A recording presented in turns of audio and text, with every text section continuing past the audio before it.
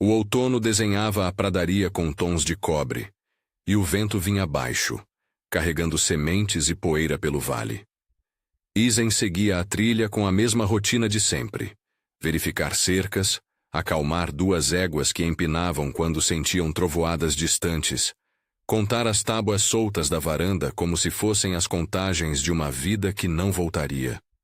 Havia anos em que o sol parecia mais tímido por ali, como se o oeste guardasse o fôlego por respeito às perdas. Naquele amanhecer, porém, o mundo decidiu lembrar Isen de que o inesperado podia caber em mãos pequenas. Ele viu a coisa antes de vê-la por completo. Um corpo encolhido, uma mancha de roupa suja, um pequeno cavalinho de madeira preso entre os braços. O cavalo encolheu as orelhas e Isen, sem pensar, puxou as rédeas. A figura no capim levantou a cabeça como se uma sombra tivesse falado seu nome. Os olhos do menino eram gigantes de medo, escuros demais, com o brilho de quem acorda no meio de um pesadelo. Havia terra sob as unhas, o cheiro de fumaça antiga e fome. O cabalito de madeira, com um dente faltando, tremia entre seus dedos. Isen desceu do cavalo antes de abrandar a voz. Ele tinha a mão marcada por calos, o rosto marcado por vento e silêncio, e um passado que lhe pesava na voz quando falava com menores. O garoto olhou para o revólver na cintura de Isen, e por um instante, ergueu os olhos como se fosse entender que não havia maldade ali. Ele estremeceu e deixou o cavalinho rolar no capim. Depois puxou-o apertado de novo, como se o brinquedo fosse um selo de identidade. Isen sabia, naquela fração de segundo, que acolher significaria decidir. Ele pensou nas portas trancadas da cidade, nos olhares que se fechavam como portas, no aviso que penduravam às vezes nas cercas quando havia alguém diferente. Não receba estranhos. E ainda assim, quando o menino esticou uma mão rala e suja, Isen assegurou: às vezes, a gentileza nasce de uma culpa antiga. Às vezes, nasce do que restou de esperança. Para Isen, foi ambos. O caminho de volta para a cabana parecia maior. O vento carregava o som de um moinho distante e, de vez em quando, o piar de um corvo. Dentro, o fogo ainda guardava brasa quente. Isen não o havia deixado morrer. Ele lavou os pés do menino com água morna e soprou nas mãos enrugadas de quem tinha vivido sozinho, anos demais. O menino não falou o nome. Isen o cobriu com um cobertor que cheirava a lã e pólvora, e colocou o cavalito de madeira sobre a mesa, como quem guarda um tesouro recém-descoberto. As conversas foram poucas. O menino apontou para o cavalito e murmurou uma palavra solta: "Toma", e depois voltou a calar-se, assustado com a própria voz. Isen não perguntou muito. Sabia que perguntas demais podiam abrir feridas. Em vez disso, deixou que a comida falasse primeiro. Um ensopado ralo mais quente, pão amassado, leite cujo gosto parecia prometer segurança. Toma comeu com pressa, como se cada colher fosse um contrato assinado com o presente. Ao redor do fogo, o cabalito de madeira tinha o lugar de honra. Isen o pegou, examinou o entalhe, as marcas dos dentes de uma infância que havia mordido o brinquedo até marcar o torno. Cada risco contava um tempo. Isen tocou o entalhe sem querer e sentiu que aquele objeto carregava algo que ele mesmo não tinha. Era como se aquele pequeno cavalo pudesse preencher a casa que a lembrança havia esvaziado. Naquela noite, Isen dormiu com o revólver ao lado do cobertor e o som de passos do lado de fora. Havia uma vigília em seu peito. Não era apenas pelo menino, mas por algo como um medo ancestral de arriscar. Ele lembrava dos meses em que tentou ter um filho, da mulher que amara, e que partira com um fraco sorriso que parecia dizer que havia sempre outras manhãs. O resultado fora mãos sem mãos. Ele guardava a memória como se fosse um objeto frágil. Toma dormindo ali, ficara com o cavalito e com o fôlego breve de quem sonha sem paz. Isen ficou acordado até o primeiro corvo gritar, contando as tábuas da velha varanda, como se elas pudessem votar a favor do acolhimento. A manhã trouxe uma luz tão fina que parecia lixar as sombras. O vento soprava de leste e trazia um cheiro de vida úmida. As folhas, agora ralas pelo outono, cantavam. Então a viu, uma figura que recortava o horizonte como se o próprio amanhecer houvesse decidido tomar forma humana. Caminhava com passos firmes, apesar do cansaço que vinha dos dias longos. Havia algo em sua postura que detinha um comando silencioso. Não era apenas a roupa, simples, de lã, ajustada, nem o cabelo preso em um nó apertado, mas a maneira como a luz desenhava sua face. A primeira vez em que Isen a viu, pensou que o sol estava conspirando com ela. Ela parou na trilha, tomou fôlego e olhou para a cabana.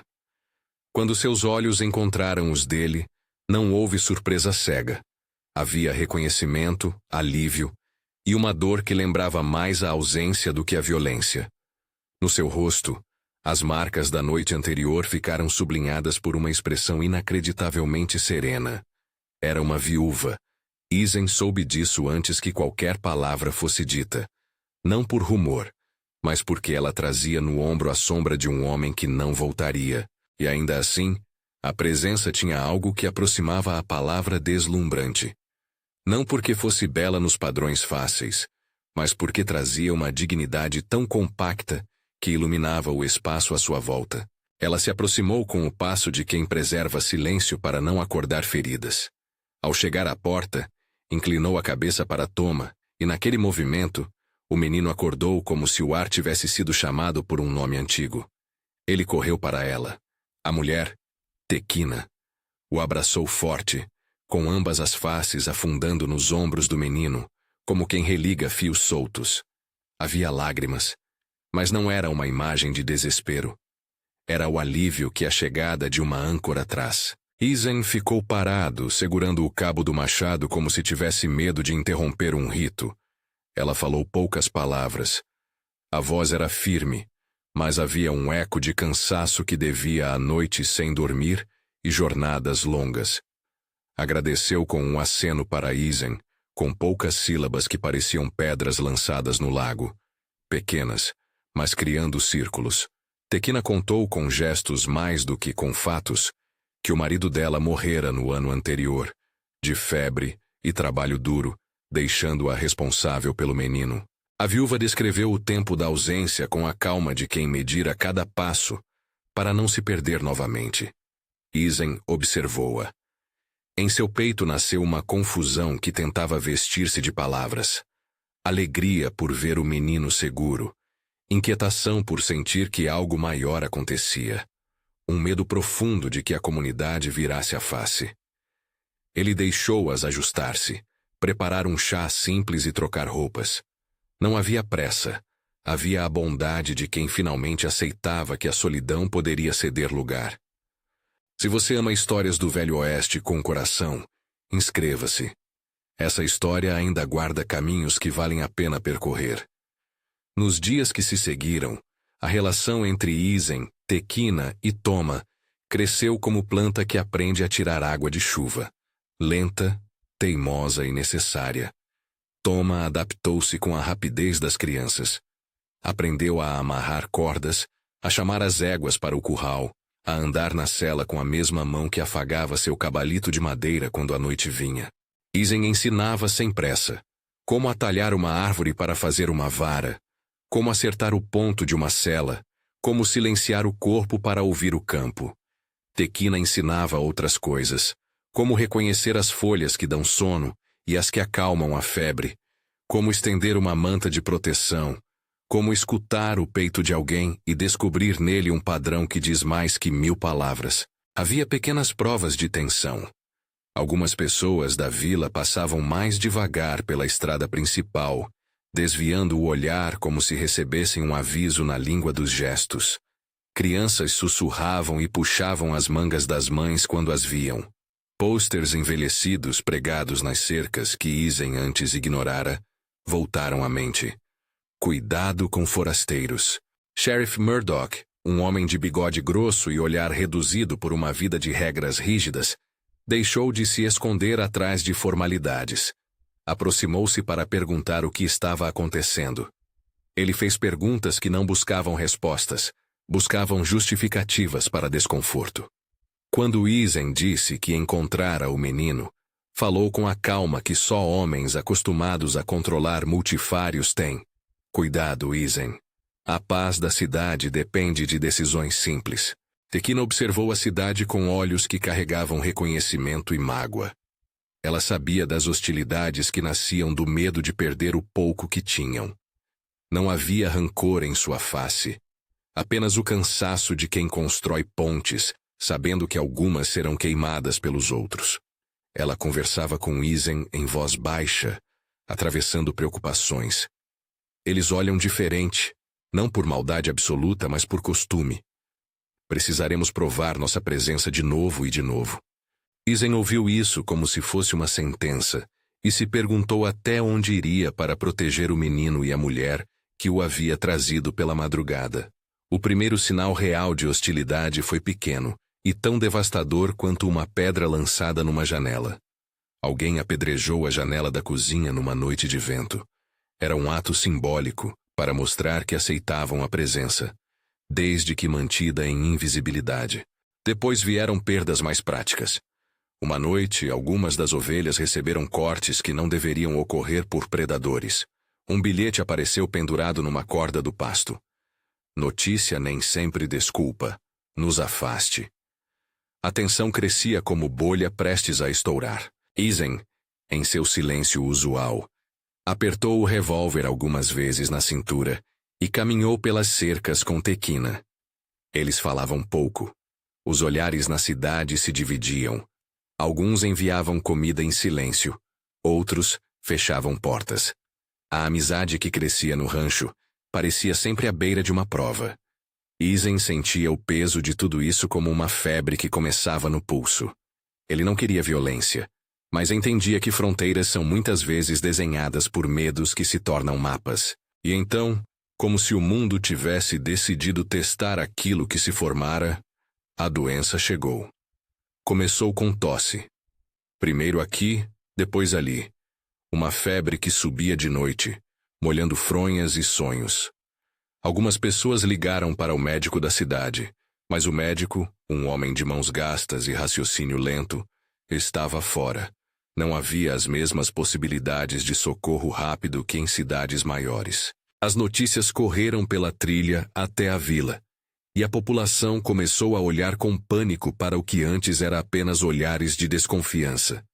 Crianças ficaram abatidas nos lares, velhos encolheram-se apressadamente, e o sino da capela, que raramente tocava, soou para fazer alguém sentir que havia povo, e que o povo precisava ser lembrado. Tekina foi rápida em perceber padrões. Ela notou como a febre mudava de intensidade com alimentos que as pessoas tomavam. Ela notou como certas noites eram piores, e como umedezar as panículas de ar fresco ajudava. Não falou de milagres, falou de medidas práticas que conhecia por experiência. Folhas que davam descanso ao corpo, chás que aliviavam a sede de uma febre que parecia sugar a vida. Contou a Isen sobre uma ravina onde cresciam plantas de um tom peculiar, folhas que a sua avó lhe ensinara a reconhecer. Não prometo recuperá-los todos, disse, mas talvez possamos contê-la, dar tempo para que o corpo faça o resto. Não era apenas uma corrida contra a doença, era uma corrida contra o preconceito. Muitos naquela vila que antes evitavam Tekina, agora batiam à porta exigindo ajuda, a mesma mão que antes haviam afastado. A moralidade coletiva se mostrava frágil. A hipocrisia, rápida em pedir socorro e lenta em admitir erro. Isen e Tekina organizaram-se. Recolheram pequenos potes, cobertas, decidiram quem ficaria para acolher os doentes em sua cabaça se fosse necessário. O rancho transformou-se numa sala de hospital improvisada. Mesas, cobertores, fogo constante, banhos mornos, infusões. Tekina, com a paciência de quem lia sinais nas faces, trouxe chás, compressas e a vontade de ensinar. Ela não deu ordens com superioridade.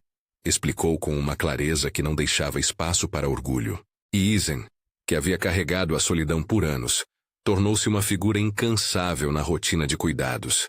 No entanto, os suprimentos eram poucos, e o risco nas trilhas até a ravina grande. Havia ainda os homens da cidade que viam com suspeita a jornada de Isen para levar ervas para o doente. Sheriff Murdoch resmungou sobre parques e pastos, e ábreo de leis, e algumas vozes da vila aumentaram o tom. Mas quando a própria esposa do padeiro afundou o rosto entre as mãos, foi a vergonha que falou mais alto do que o preconceito. A ida à Ravina foi uma travessia de um sentimento estranho. Medo e esperança compactadas num único saco. Tekina e Isen partiram com Toma, levando frascos de barro e sacos. Toma queria ajudar. Queria correr pelas trilhas e pegar folhas com as próprias mãos. Era um menino que tinha fome de pertença e a vontade de mostrar que podia agir. Eles viajaram em silêncio a maior parte do caminho, apenas ouvindo o vento cortar as rochas e o som das botas ressoando na pedra. Tekina guiava com o conhecimento que herdeara, passando por trilhas que, para ela, eram memórias nas plantas. Quando finalmente chegaram ao local, Tekina cambaleou até onde as plantas cresciam, identificando cada uma com olhos treinados. Não buscava ritual ou drama, buscava precisão. Colheu as folhas com mãos firmes, cortou pequenas porções e explicou a Isen como prepará-las. Uma decocção leve para controlar a temperatura do corpo, infusões que devolviam sede e proteínas suaves para aliviar a fraqueza. Não eram fórmulas secretas, eram saberes práticos, acumulados por gerações. Isen viu nela, naquele momento, a continuidade de uma linhagem de cuidado. Ele entendeu que aquilo que a vila chamava de estranho era, na verdade, ciência de vida. No retorno, enfrentaram uma tempestade de vento que parecia querer levá-los de volta para a solidão. Em um momento, Toma quase escorregou numa pedra, e Isen o agarrou com força, sentindo a achaque de paternidade que antes fora só lembrança. Ao lado do menino, o cabalito de madeira tremulava dentro do saco, intacto como promessa. Eles atravessaram a trilha com as folhas prensadas em lenços, o cheiro verde misturado com o pó das botas. A preparação no rancho foi coletiva. Tekina misturou as ervas com a calma de quem costura um remendo, explicando a cada vizinho presente como aplicar as compressas, quando dar um gole, quando deixar o paciente em descanso. Havia ali um ensino prático, um repasse de conhecimento que não exigia fé cega, apenas atenção e cuidado. Os primeiros sinais de recuperação foram sutis. A cor voltava ao rosto de uma criança, a febre baixava 1 ou 2 graus, a respiração tornava-se menos agitada. Não se curaram todos numa manhã. Não houve fogo de redenção instantânea. Mas havia um movimento real de melhora que coincidia com as aplicações feitas pelas mãos de Tekina e dos vizinhos. As folhas não agiam sozinhas, agiram como ponte para que o corpo fizesse o seu trabalho. E aos poucos a vila começou a enxergar o efeito com um desconforto que se transformava em gratidão. Gratidão que, inicialmente, vinha grudada à vergonha. Houve um momento, porém, em que a velha dureza do orgulho quase arruinou o processo de cura. Alguns homens reuniram-se sob a orientação de Murdoch, irritados com a ideia de abrir o coração ao que antes virou motivo de desprezo. Havia quem preferisse culpar Tekina por trazer o problema.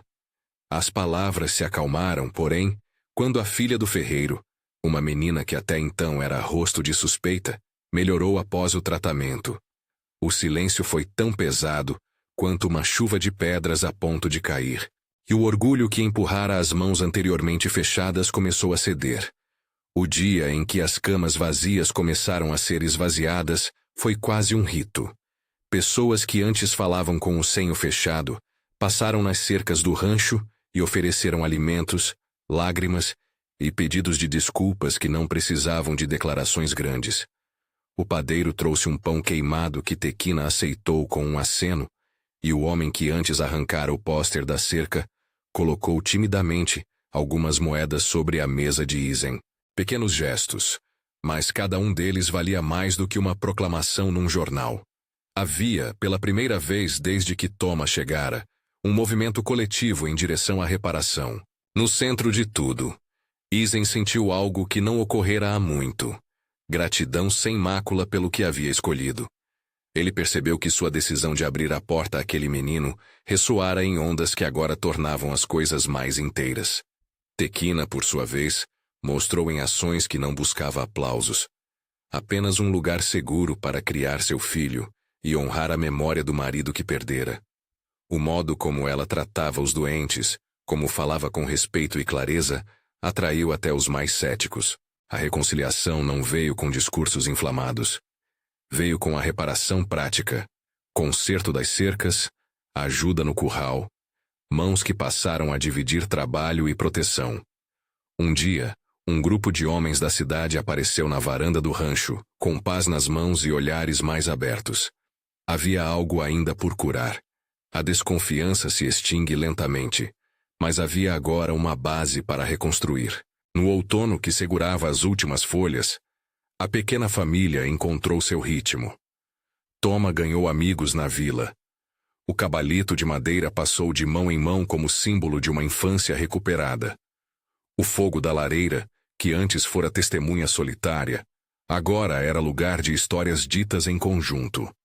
Isen e Tequina aprenderam a mover-se com um respeito mútuo que não necessitava palavras em excesso. Ele, com os atos práticos de quem guardava a terra. Ela, com os saberes das plantas e do corpo. Juntos tornaram o rancho porto seguro. A comunidade, por sua vez, viu-se confrontada com a própria falha. O medo que os distanciava uns dos outros. A doença ensinara uma lição dura. A sobrevivência coletiva pede cuidado e humildade. Aos poucos, os vizinhos saíram do silêncio. Pedidos de desculpas foram murmurados à margem do quintal. As crianças que antes espelhavam os preconceitos dos pais agora brincavam no curral, sem pensar em origens. Isen sentava-se algumas noites e olhava para o cabalito de Toma. Pegava o entalhe com os dedos e lembrava da mulher que amara. Tequina notava-o às vezes, e nesses momentos, um silêncio passava entre eles. Não um silêncio frio, mas um acordo tácito de que o amor pode surgir em terrenos áridos, sem a necessidade de apagar o passado. Enquanto isso, Toma aprendia a consertar o próprio brinquedo, passando cauda de resina num risco, como quem remenda partes de si. Um dia, uma menina da vila veio correndo ao rancho com uma carta escrita às pressas. O ferreiro queria falar com Isen. Na oficina do homem, havia um pedido simples. Havia um cercado que precisava de reparo, e ninguém melhor do que as mãos que olhavam pela terra. Eles conversaram, num tom que lembrava mais um acordo do que um favor. Entre as palavras, houve um reconhecimento tácito. Havia sido um erro julgar Tequina e Isen apenas pela diferença. A vila começava a entender que a força do laço social se mede pelo quanto se é capaz de acolher. Nos primeiros dias de primavera, quando a pradaria ensaiava um verde tímido pelas pontas do capim, Isen ergueu-se mais cedo do que de costume. Levou Toma para o curral, e antes que os primeiros raios tocassem a varanda, colocou o cabalito de madeira sobre a cerca, deixando-o como um símbolo. O brinquedo balançava suavemente no vento, projeção de tempos que passavam e de novos que se anunciavam. Tequina apareceu com um balde de água e um sorriso pequeno, que dizia mais do que 1000 declarações. Caminharam juntos até a trilha, e de repente, o amanhecer parecia abençoar aquela família escolhida. A vila celebrou a recuperação num domingo simples. Não houve grande festa, mas houve mesas estendidas, pães e sopas, e a presença de pessoas que antes mantinham distância. O próprio Sheriff Murdoch bateu no ombro de Isen com um gesto ríspido que parecia uma tentativa de aproximação. Ele falou pouco, mas os olhos dele, que antes circularam cautelosamente em busca de perturbação, agora encontravam-se com um brilho novo, o brilho de quem repara, e às vezes, aprende. Toma cresceu naqueles meses como cresce quem aprendeu que o mundo pode surpreender com bondade. O cabalito de madeira, agora envernizado por cuidados e brugalhadas infantis, passou a ser um objeto comunitário. Ora via a crianças brincando, ora servia de lembrança no alpendre de uma família que escolhera expandir-se. Isen descobriu que a paternidade pode surgir por escolha, em atos repetidos de proteção. Tequina descobriu que era possível confiar de novo em corações que aprenderam a cuidar em conjunto. Num fim de tarde, quando o céu tingia-se de fogo e as sombras alongavam-se como mãos que acalmavam, Isen sentou na varanda e observou a aldeia em movimento. Crianças corriam com pedaços de brinquedo, e ao longe, um sino tocava, não para anunciar miséria, mas para marcar a vida que continuava. Tekina apareceu com Toma no colo, rindo de uma história que ele contara. Eles sentaram juntos, e o fogo da lareira, que tantas vezes vira como farol de madrugada, agora aquecia conversas em plural. Isen lembrou-se das primeiras horas em que segurara a mão do menino, do medo que vivera, da decisão que tomara. Ele sorriu para a ideia de que em todos os grandes lugares havia pequenos instantes que mudavam tudo. O cabalito de madeira, apoiado no parapeito, parecia bater cascos como quem concorda. A vila aprendeu que a cura não é sempre algo que se pode prometer. Às vezes, é algo que acontece quando mãos diferentes trabalham unidas. Aprendeu que sabedoria tradicional é conhecimento aplicado, fruto de vida e observação, e que merece respeito, não espetáculo. Aprendeu também que o medo que empurra as pessoas para longe pode ser trabalhado com ações simples e corações dispostos a reparar o que se quebrou. Naquela mesma varanda, Tekina olhou para Isen e falou baixinho: "Obrigada por tê-lo visto." Ele respondeu com uma simplicidade que vinha de dentro: "E obrigado por ensinar-nos a cuidar." Não foram declarações grandiosas, apenas palavras que selavam uma aliança que havia nascido no acaso e se fortalecera no trabalho conjunto. À noite, depois que o vento se acalmara e a lua espalhara prata sobre as cercas, Isen ergueu-se para trancar a porta. Passou a mão no entalhe do cabalito como quem toca a lembrança de um amigo. Ele pensou no marido de Tekina, na viúva que chegara ao amanhecer com a dignidade resplandecente, e sentiu que a vida é construída de chegadas e partidas. Havia dor, sempre, mas havia também a forma como algumas dores se transformam em cuidado, e como esse cuidado devolve sentido. Quando o sol amanheceu no dia seguinte, o rancho já não era apenas a casa de um homem solitário. Era lar de uma família que escolhera crescer em conjunto com a comunidade. E ali, no topo da cerca, o cabalito de madeira seguia, pequeno, fiel, incansável, lembrando a todos que, às vezes, as coisas mais simples são as que sustentam as maiores mudanças. Se esta história tocou você, deixe nos comentários qual momento mais te emocionou e compartilhe-a com alguém que precisa ouvir sobre perdão e família escolhida. Inscreva-se para mais narrativas que olham o Velho Oeste com coração. O fogo continuou a queimar nas noites futuras, guardando memórias e aconchegos. Toma cresceu aprendendo que um lar pode emergir mesmo depois de perdas, que uma mão estendida é promessa maior do que todas as palavras. Tekina guardou em seu olhar a serenidade de quem aprendeu a ensinar sem forçar saberes. Isen, que carregara a solidão como quem carrega uma pedra, agora sentia o alívio de uma vida com propósito. No fim das estações, quando a primavera veio de vez e o capim voltou a pintar a pradaria de verde, o rancho era festa silenciosa. Crianças corriam, e o cabalito de madeira ganhou novos entalhes, novas marcas de dentes que lembravam o crescimento. Às vezes as marcas do passado assemelham-se a cicatrizes que contam histórias. Outras vezes, a elas se juntam novas marcas, feitas de riso e trabalho conjunto. E assim, naquela terra que aprendia a se abrir, Isen entendeu algo simples. Acolher não é apenas assumir um risco, é aceitar a possibilidade de renascer. A comunidade aprendeu que enfrentar o medo exige coragem, mas que a regra mais antiga da convivência é aprender a tratar o outro como parte de si. Tekina ensinou que a sabedoria das folhas não vem de milagres, mas de observação e cuidado, e que o verdadeiro milagre talvez seja a mudança de atitude que permite que esse cuidado floresça. O último quadro é singelo. 3 figuras no alpendre, com o sol baixando e as sombras feitas de cumplicidade. O cabalito de madeira parecia galopar nas mãos de Toma, agora mais firme. O fogo da lareira refletia nas faces de quem escolhera ficar. E a vila, ao longe, dava passos para ser mais humana. Naquela pequena comunidade, o amanhecer que trouxera uma viúva deslumbrante servira também para nascer uma nova maneira de viver, mais aberta, mais compassiva, mais inteira.